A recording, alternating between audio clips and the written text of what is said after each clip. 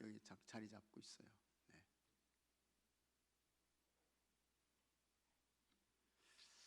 우리 함께 여러분 사랑합니다, 축복합니다 인사하겠습니다. 사랑합니다, 축복합니다.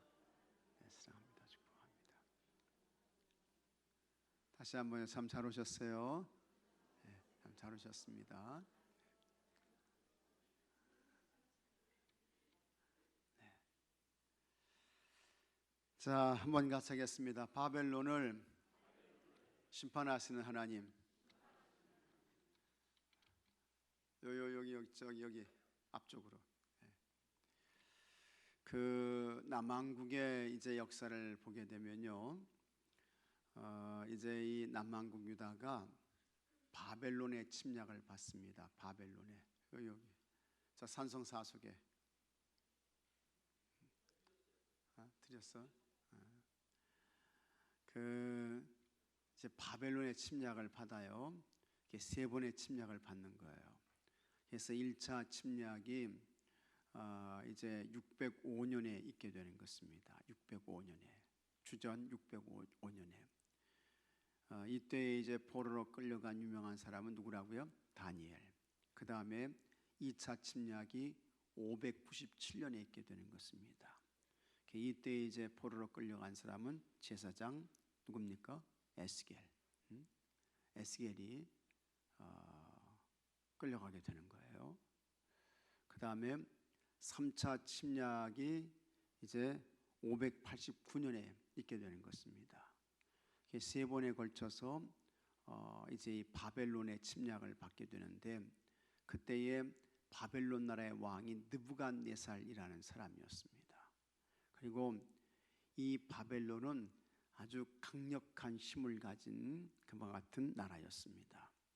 그래서 이제 북왕국 이스라엘은 아수르라고 하는 나라에 의해서 이제 망했잖아요. 근데 이 바벨론이라는 나라가 이 아수르 나라를 이제 점령하게 되고 아수르 나라를 망하게 했던 거예요. 그만큼 이제 강력한 힘을 가진 나라가 이 바벨론이라고 하는 그런 나라였습니다.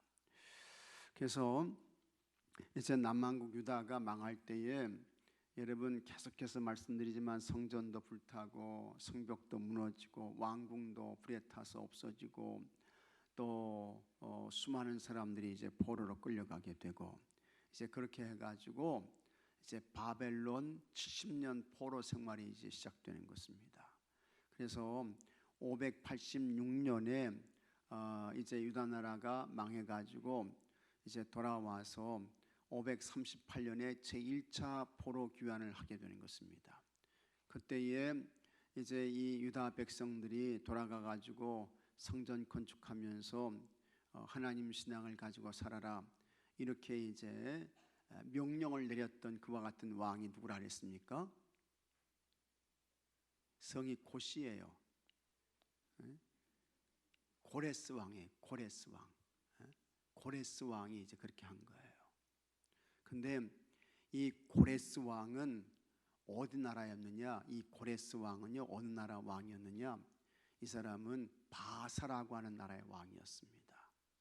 그래서 이제 성경을 보게 되면 메데, 바사 이와 같은 나라가 나오는데, 본래는 이 메데는 메디아라고 하는 그와 같은 나라인데 바사보다 훨씬 큰 나라였습니다. 영토가 큰 나라였어요. 근데 이 바사라고 하는 그와 같은 이 메데라고 하는 나라가 바사 나라에 완전히 이렇게 이제 병합이 돼요. 흡수가 되는 거예요.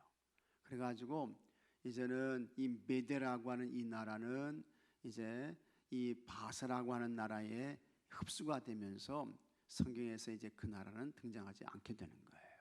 그러면서 이제 이 바사 나라가 이제 모든 그와 같은 힘, 권력 이런 것을 가진 강력한 나라가 되는데, 이 바사 나라가 어떤 나라냐? 페르시아라고 하는 나라입니다. 페르시아라는 나라가 아주 강한 힘을 가지고 있게 되고, 그 다음에 이 페르시아의 첫 번째 왕이 누구라고요? 고레스 왕이야. 고레스 왕. 그 다음에 두 번째 왕은 누굽니까? 다리오 왕이에요. 그 다음에 이 페르시아의 세 번째 왕은 누구예요? 아하수에로. 다 여러분 아시는 이야기. 아하수에로. 그 다음 왕이 누구예요? 아닥사스다. 이렇게 이제 이어지게 되는 거예요. 그래서 고레스, 다리오, 아하수에로, 아닥사스다 이렇게 이제 이어지게 되는데, 아주 강력한 힘을 결집해 가지고 그렇게 세고 강했던 이 바벨론 나라를 무너뜨린 그와 같은 나라가 바사 나라였고, 그 바사 나라에 누구였습니까? 고레스라고 하는 왕이었습니다. 그래서 이 고레스가 바벨론 나라를 이제 점령하면서 고레스 칙령을 내리게 되는 거예요. 그래서 유대인들은 다 돌아가 가지고 여러분들 가가지고 하나님 신앙을 잘 하십시오. 그래서 이제 칙령이 내려가지고 이제 유다 백성들이 바벨론 포로에서 돌아오게 되는데, 1차 포로 귀환이 358년에 있었던 것이고, 그 다음에 2차 귀환이 538년에 있었던 것. 1차 포로 귀환이 538년에 있었던 것이고, 2차 귀환이 언제 있었습니까? 458년에 있었던 거예요. 그 다음에 3차 포로 귀환이 언제입니까? 444년에 있게 된 거예요. 그래서 이제 돌아와 가지고 제일 먼저 했던 일이 앞에서 우리가 이제 말씀을 나눈 대로 성전을 건축하는 일이었는데, 대적들이 나서 이 성전 건축을 방해했다 그랬죠. 몇 년 동안 중단됐다고요? 18년 동안 성전 건축이 중단됐던 거예요. 그러다가 다시 하나님의 기적적인 은혜를 통해서 520년에 성전 건축이 이제 진행되게 되고, 4년 걸쳐서 이 성전을 건축하게 되고, 516년에 이제 이 성전이 완공되는 것입니다. 그 성전을 우리가 무슨 성전이라고요? 수룹 바벨 성전이라고 이렇게 이제 부르는 거예요. 근데 이 하나님의 역사를 보게 되면, 하나님께서 유다를 심판하고 징계하기 위해서 쓰셨던 도구가 어떤 나라예요? 바벨론이라고 하는 나라였다고요. 바벨론이라는 나라.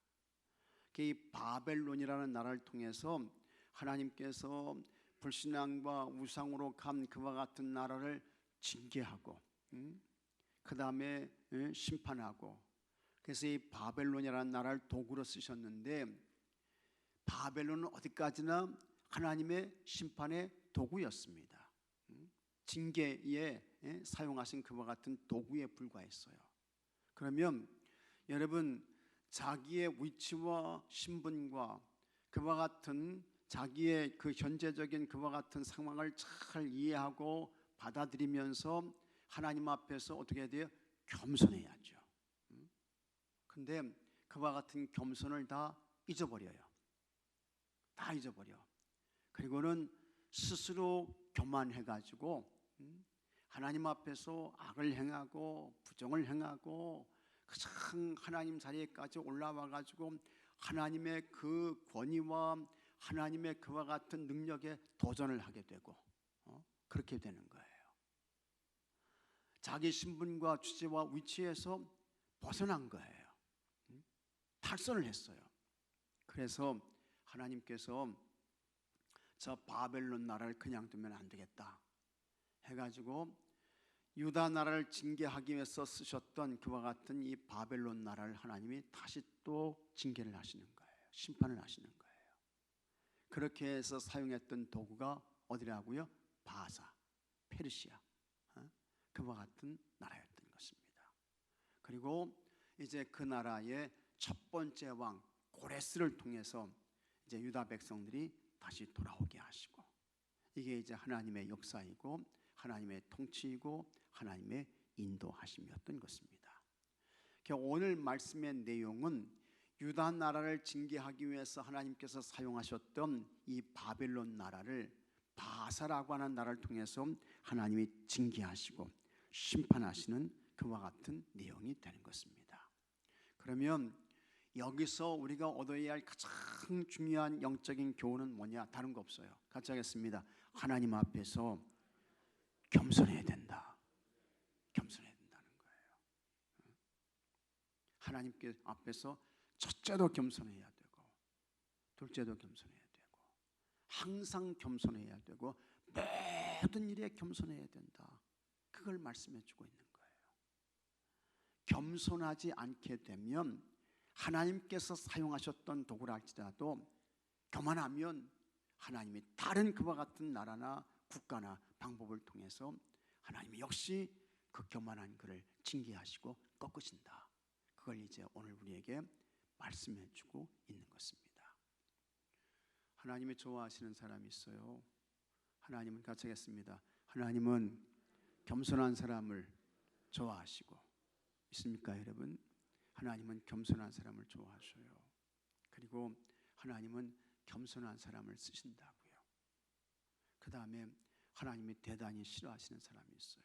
하나님은요, 교만한 사람 싫어하셔요. 그리고 하나님은 교만한 자를 꺾어버리셔요. 하나님은 교만한 사람을 망하게 하셔요. 사라지게 하셔요.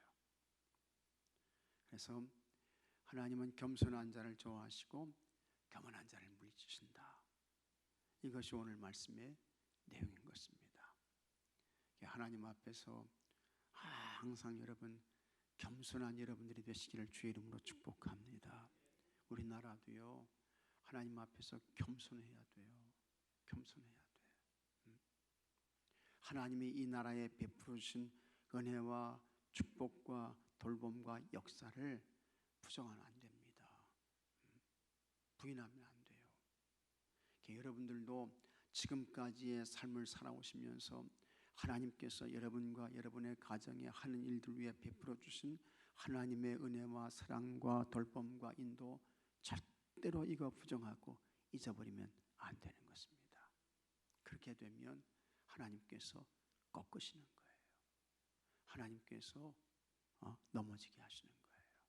하나님께서 다 거두시는 거예요. 오늘 그것을 말씀하는 것이 바벨론을 심판하시는 하나님, 이 말씀의 내용인 것입니다. 자, 한번 보겠습니다. 예레미야는 바벨론의 예루살렘 침략을 하나님이 하신 일로 받아들여야 한다고 외쳤던 선지자입니다. 맞아요. 예레미야가 정말 그랬어요. 그래서 이 예레미야가 하나님의 정하신 때가 70년이다. 우리가 이 바벨론의 침략을 받아들이고 포로로 끌려가면서 절망하지 마, 낙심하지 마. 그 예레미야 29장 말씀 보게 되면 하나님이 다시 돌아오게 하시오. 편지도 보내고 그러잖아요. 바벨론은 역사를 주관하시는 하나님의 통치 도구에 불과했지만 그것을 알지 못했던 그들은 스스로 힘이 강하다며 교만해졌습니다. 여기서부터 넘어지기 시작하는 거예요. 예레미야는 하나님의 뜻을 알지 못하는 바벨론이 심판을 받을 것이라고 예언했습니다. 자, 그러면 여러분, 바벨론이 심판당한 이유는 무엇입니까?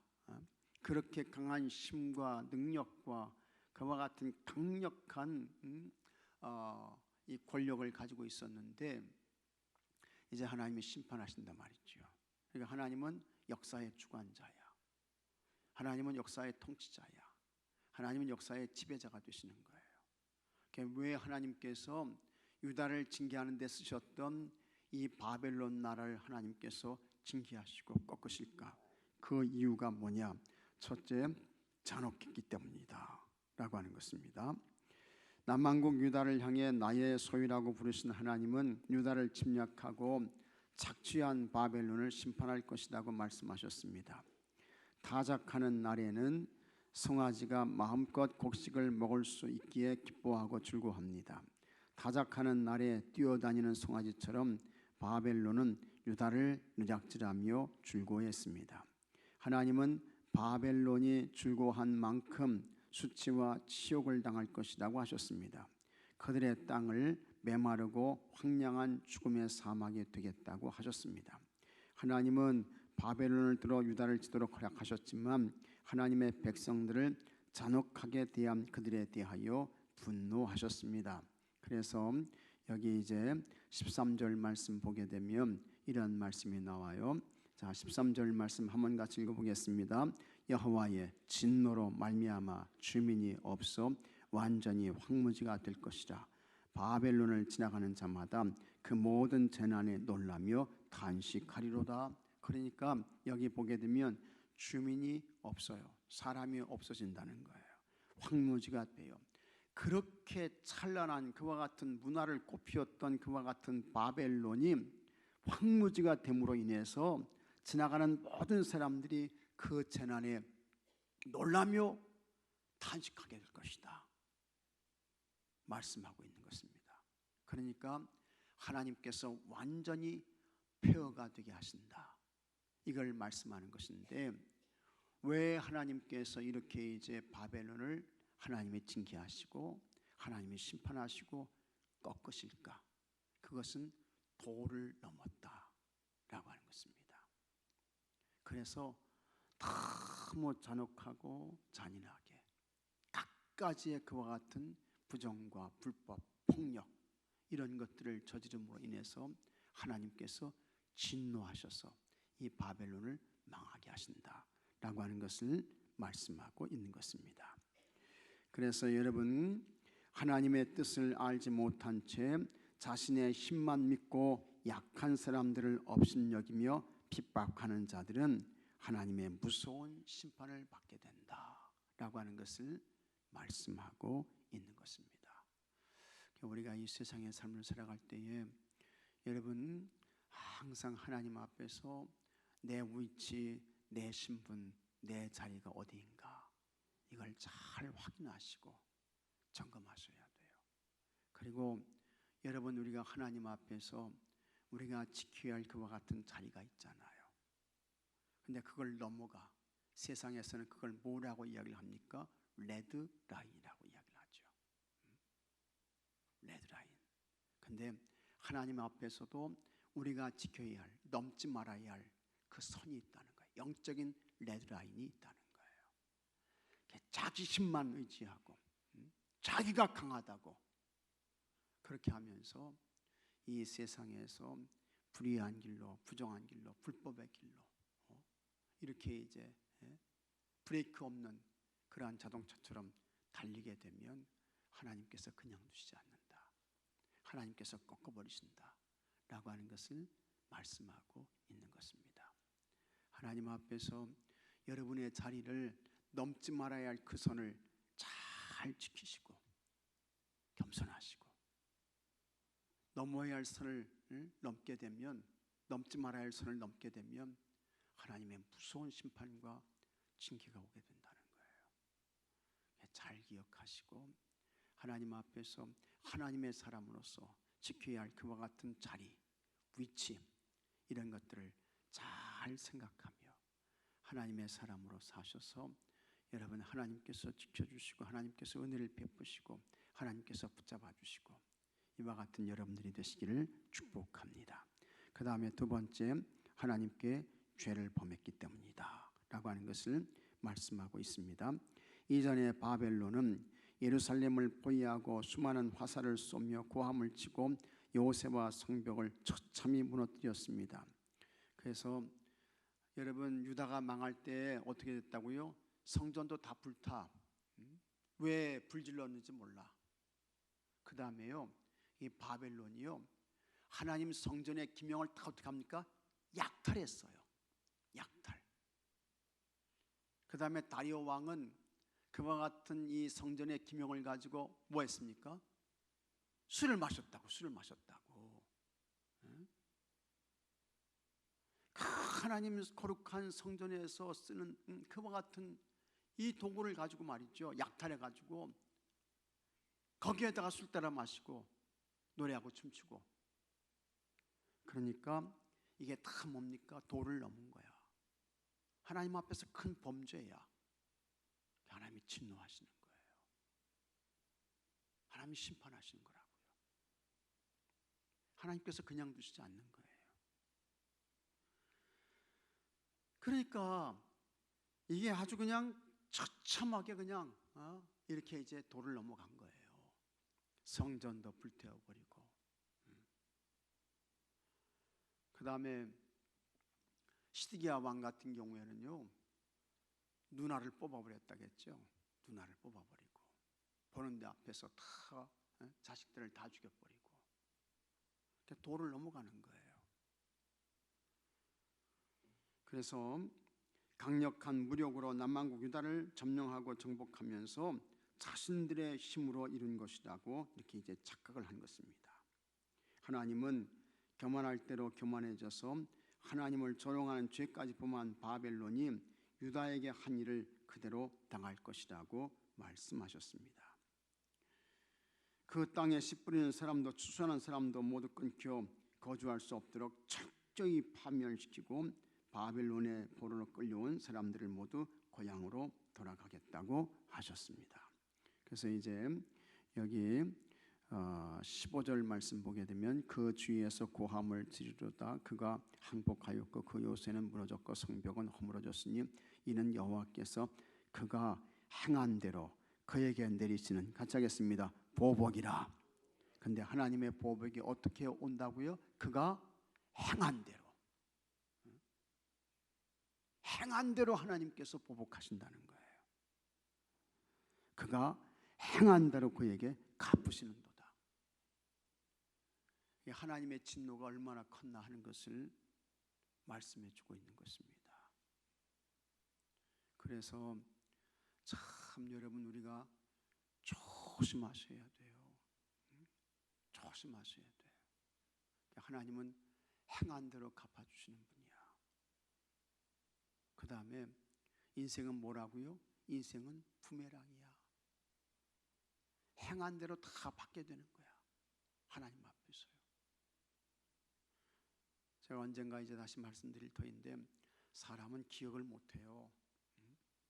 여러분도 지금까지 살아오시면서 여러분이 겪었던 일, 경험한 거 다 기억합니까? 몇 날 며칠 날 내가 이런 일 당했어, 다 기억합니까? 모르죠. 아마 그거 다 기억하면 우리의 머리가 터질 거예요. 터져. 머리가 감당을 못할 거예요. 근데 하나님이 은혜를 베푸셔서 아이고 잊어버려라, 그런 거는 안 기억해도 돼, 이제 그렇잖아요. 근데요, 하나님은 다 기억하시는 거야. 하나님은 다 알고 계신 거예요. 다 알고 계셔. 하나님은 다 보고 계셨던 거예요. 그럼 하나님께서 하시는 말씀이, 너희들이 예루살렘에 가서 너희들이 이렇게 했지, 내가 다 봤어, 내가 다 알고 있어, 내가 다 기억해, 너희들이 한 대로 내가 보복할 거다. 그러니까 하나님께서 얼마나 큰 진노를 하시는가 하는 것을 우리가 보게 되는 것입니다. 그래서 우리가 항상 조심하셔야 돼요. 조심하셔야 돼요. 신중하셔야 돼요. 신중하셔야 돼요. 우리가 행한 대로 돌아온다고요. 뿌리고 심은 대로 거두게 된다고요. 그걸 이제 말씀하고 있는 것입니다.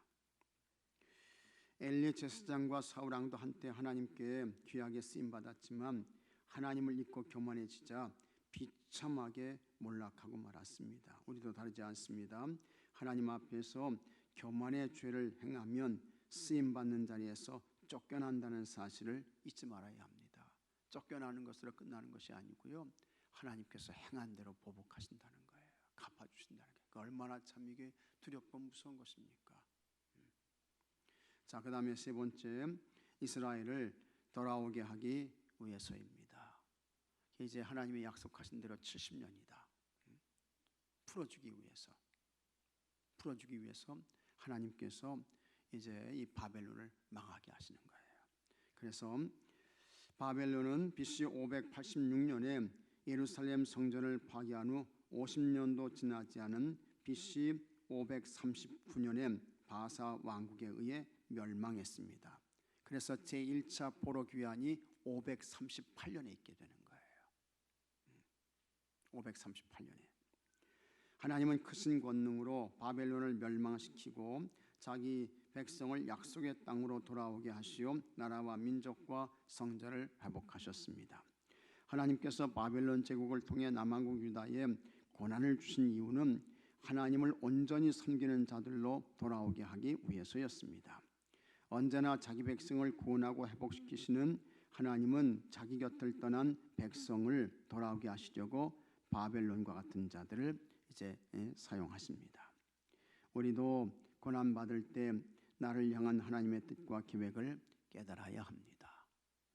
그래서 여러분, 이 고난은요, 우리가 당할 때는 힘들죠, 어렵죠. 그런데 이 고난을 통해서 하나님의 사람으로 다듬어지는 거예요. 하나님의 사람으로 세워지는 거예요. 하나님의 사람으로 더 견고하고 든든하게 이제 서게 되는 것입니다. 이게 이제 고난의 유익이죠. 고난의 축복이에요. 그래서 여러분들이 고난과 고통을 당할 때 아유, 하나님 왜 이런 걸 나에게 주셔가지고 나를 이렇게 고통스럽고 힘들게 하십니까? 그러시면 안 됩니다.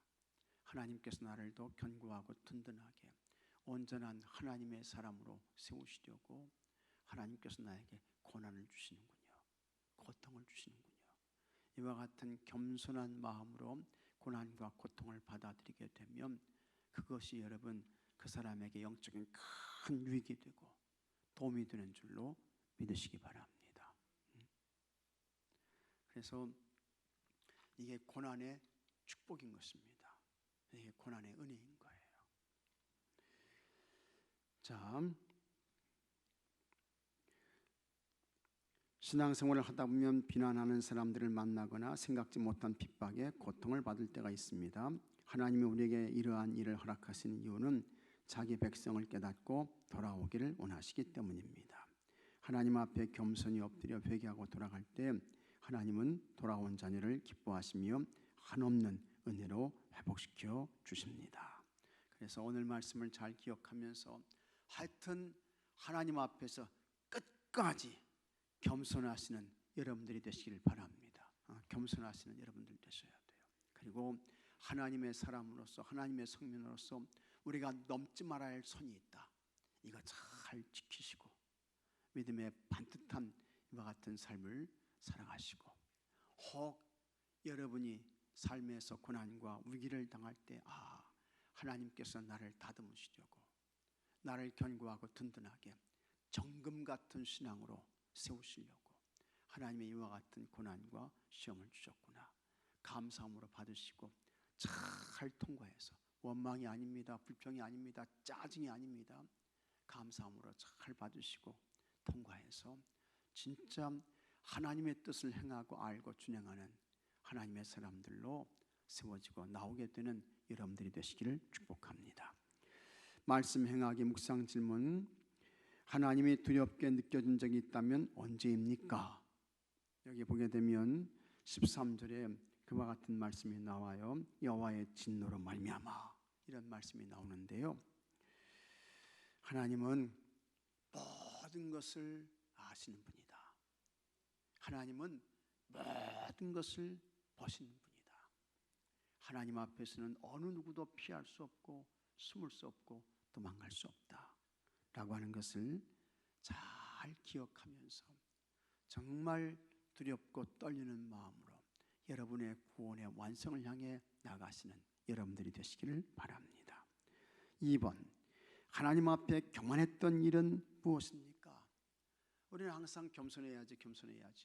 그런데 어느 순간 자기도 모르게 우쭐할 때가 있는 거예요. 그때 다시 자기를 쳐서 하나님 앞에 순종하시고 그 다음에 자기를 하나님 앞에 겸손한 사람으로 세우셔야 하는 것입니다. 세 번째, 하나님의 구원과 회복을 경험한 일은 무엇이었습니까? 해서 이제 하나님께서 치유를 하시고 회복을 주시고 소성함을 주셨는데 지금까지 여러분의 삶의 순간순간마다 하나님께서 찾아오셔서 치유도 주시고 회복도 주시고 소성함도 주셔서 오늘 여러분들이 이 자리에 있게 된 줄로 믿으시기 바랍니다. 감사하셔야 돼요. 감사하시기 바랍니다. 삶에 적용하기. 하나님은 연약한 자기 백성을 늘 품에 안아 회복시켜 주십니다. 삶의 고난을 통해 깨달은 은혜를 나누어 봅시다. 해서 여러분들이 각자가 하나님이 이렇게 은혜를 베푸셔서 내가 오늘 여기까지 왔구나 생각하시고 감사하시는 여러분들이 되시기를 바랍니다.